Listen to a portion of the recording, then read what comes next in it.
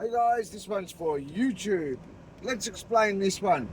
So back in the day, pre-artificial intelligence and to a degree pre-internet, there was a thing that our finest, hopefully not corrupt police, resided for murder suspects. And often you'll hear like the overland era, you'll hear, oh, well, we had a gangland war. We had to bend the law. People were dying everywhere, you know. We had to bend the law to solve the law. There's no such thing as good and bad criminals. Okay? If you break the law, if you're a criminal, you're a criminal. There's no like, oh gee, I'm half pregnant. Oh gee, I'm half a criminal. If you break a law, you are a criminal.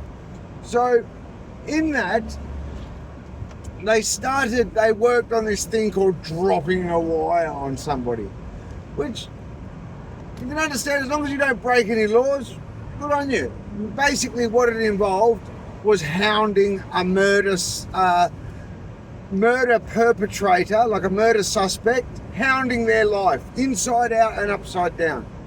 But what happened in Victoria, that basically got out of hand to the point where it started getting not only misused by corrupt police and by the toxic segments of the police, it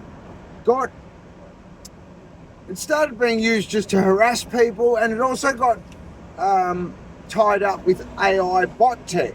So basically they could just let AI automate their harassment campaign. So in a sense, not in a sense, exactly what they would do is install surveillance equipment into their target's house and then just let the AI chatbot do the rest. All they had to do was get a hidden camera, be it a smoke detector, in an air conditioner. There's a million places, modern day hidden surveillance equipment with decent enough microphone, audio, visual, and like hearing. So mic, speaker, and the ability to see.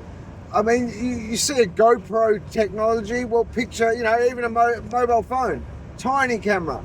It's very easy for a police officer to install who knows that they've got no fear they can spend as long as they want in a house, no problem. And they can just talk their way out of it. They don't even have to worry about IBAC catching them these days.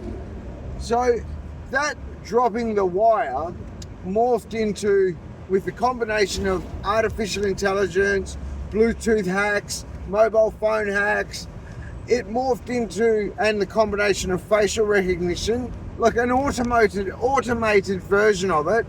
Then combine that, once they've got the AI doing the work for them, aggravating the person, blah, blah, blah.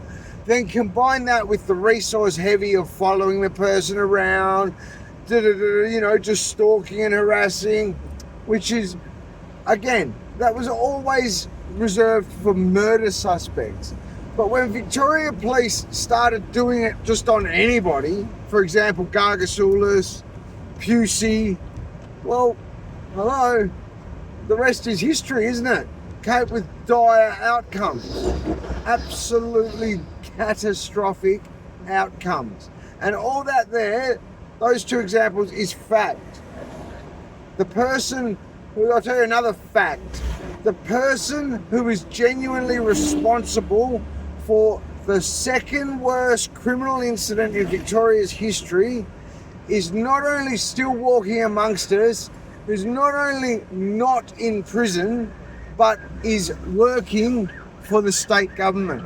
Now that is pretty bad.